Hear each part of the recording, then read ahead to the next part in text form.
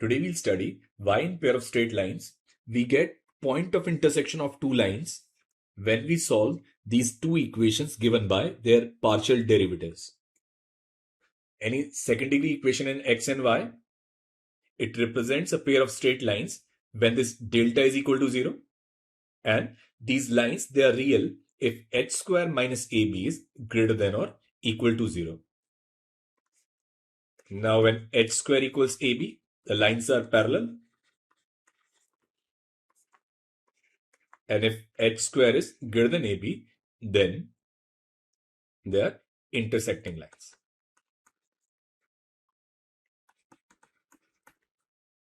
Now this formula, it only works if the lines are intersecting. If they are parallel, you'll get some indeterminate form. Now we were told by doing this, we'll find point of intersection, but we were not given a real reason why. Now when you put partial derivatives to 0, most of the people have this intuition that it has something to do with maxima or minima. So what we'll do is, we'll try and understand why these partial derivatives, they give us the point of intersection and what is the real reason behind it. And we'll do it by three methods. Now the first method is, we know this equation S, it represents a pair of straight lines. So suppose these lines are given by a1x plus b1y plus c1 into a2x plus b2y plus c2, and let us call this line L1 and this is your line L2. Now we partially differentiate L1 with respect to x, we'll get a1, derivative of L1 with respect to y will give us b1. In the same way, derivative of L2 with respect to x will give us a2, and derivative of L2 with respect to y will give us b2. Now we have this S, which is L1 into L2. Now we'll differentiate this partially with respect to x. So we can write del S upon del x will be L1 del L2 by del x plus L2 del L1 by del x. Now del L2 by del x, it is A2, and del L1 by del x is A1. So we can write A2 L1 plus A1 L2. And if we put it equals to 0, then this is nothing but this is family of lines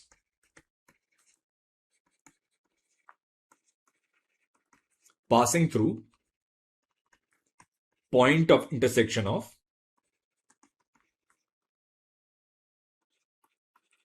L1 and L2. So this is L1 plus lambda L2. Now in the same way, we'll find del S upon del Y. Now it will be this L1 del L2 by del Y plus L2 del L1 by del Y.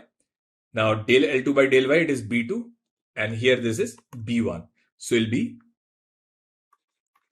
B2 L1 plus 2 L2. And if we put it equals to 0, this again represents the same family of line passing through point of intersection of L1 and L2. So basically the two equations we get, they are from the same family which pass through intersection of L1 and L2, and that's the reason when we solve them, we get point of intersection of these two lines, L1 and L2. So this is pretty simple and straightforward. So both the lines, where all the lines in the family, they pass through point of intersection of L1 and L2, and by solving these two members, it will give us point of intersection of pair of straight lines. Now we look at our second method, which is midpoint method.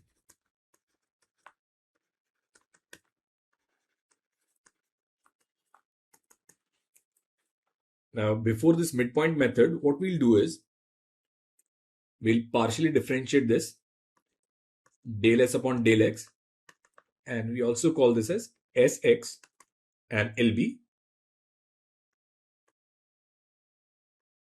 2ax plus 2hy plus 2g and del s upon del y, it is sy, and it will be 2hx plus 2by plus 2f. Now put them equals to 0. We can also write this as ax plus hy plus g equals to 0, and this is hx plus by plus f equals 0. Now suppose this is your x-axis and this is your y-axis, and then we have pair of straight lines. Now what we'll do is we'll draw a horizontal line from any point y equals k, and this line, it intersects the curve at 2 points, say AB. Now let A1 be x1 comma k and B be x2 comma k. Now what we'll do is we'll find locus of midpoint.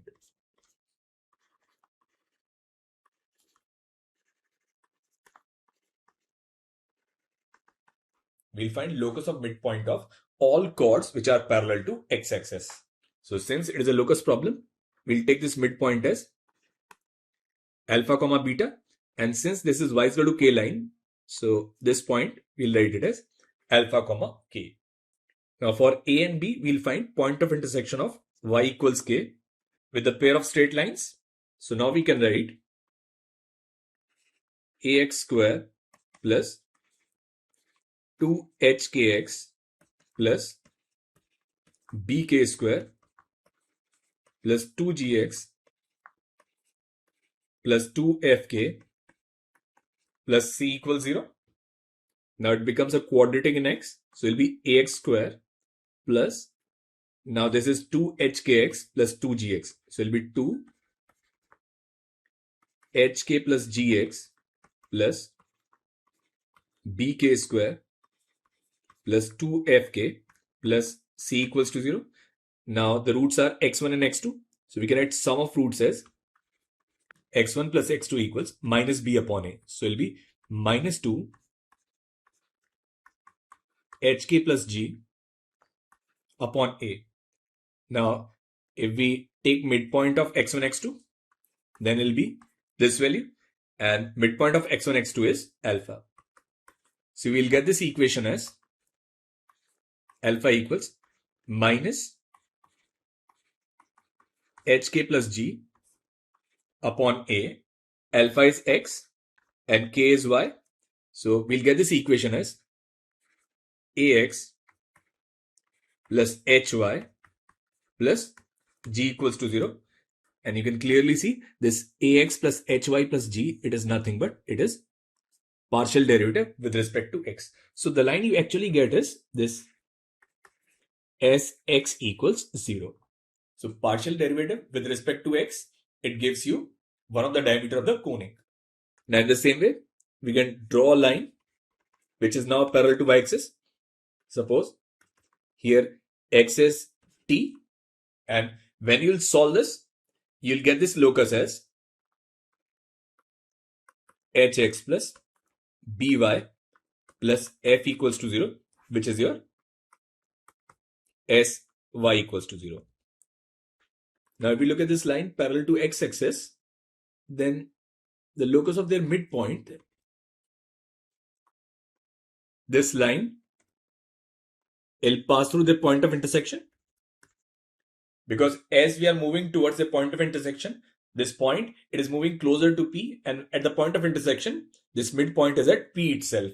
So this line Sx will pass through P, and the same way for the vertical chords also, this locus will pass through P. So both these lines, they pass through point of intersection, and that's why when you solve them, you find this point of intersection. So that's your second method. Now we'll solve it using third method, and this method is called gradient method.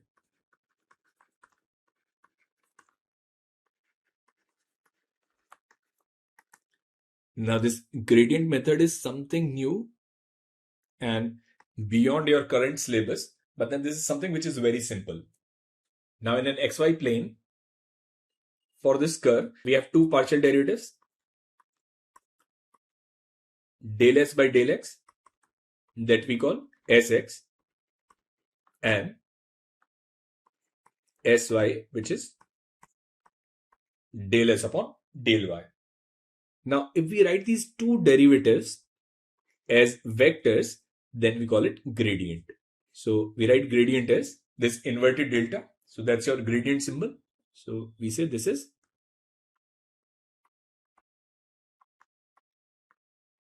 gradient of s, and gradient of s is given by del s upon del xi plus del s upon del y j, and sometimes we write it as del s del x and del s del y. So basically this is point representation of vector, and because it's a vector quantity, the correct notation is this. But we can also write it as this nabla s, because we have taken this nabla as a gradient vector, so it is implied it's a vector. Now so far there's nothing new.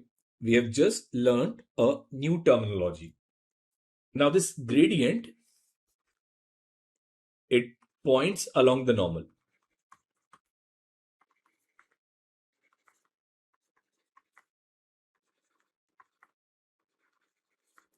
So if we have any curve and say at this point P, along the tangent vector is V, then this gradient vector, this nabla s, will be perpendicular to it, or this nabla s dot V will be 0. I'll show you with an example. Say for example, suppose we have a parabola, and this is y square minus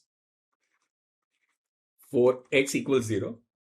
And let us take a point on this parabola, which is 1, 2. So we have this parabola, and this point is 1, 2. Now, since the point lies on the curve, we know equation of tangent is given by t equals to 0. So we'll get 2y 4 x plus 1 by 2 equals 0, or y minus x minus 1 equals to 0. Now slope is 1, and if the slope is 1, then this tangent will be along, say, I cap plus j cap. Now we'll find this nabla s. So it'll be partial derivative with respect to x.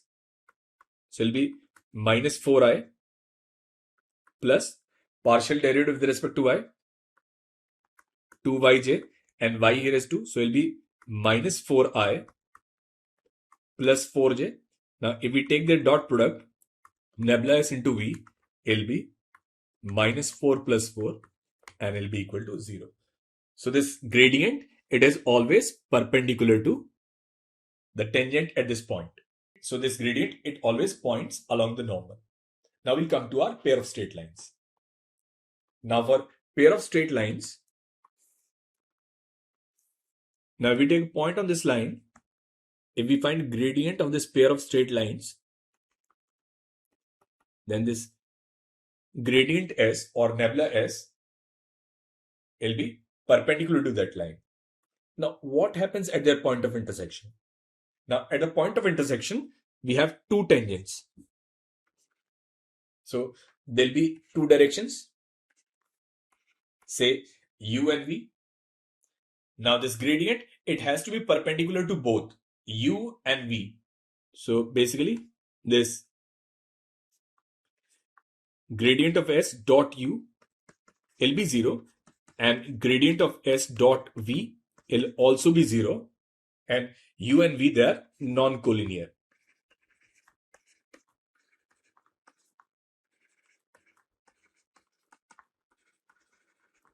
So the only vector perpendicular to the non-parallel vectors in a plane is 0 vector. So this gradient of s, it must be 0.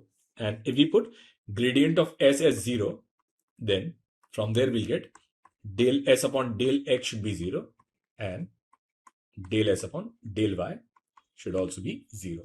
And that is the reason we use partial derivatives to find point of intersection of pair of straight lines.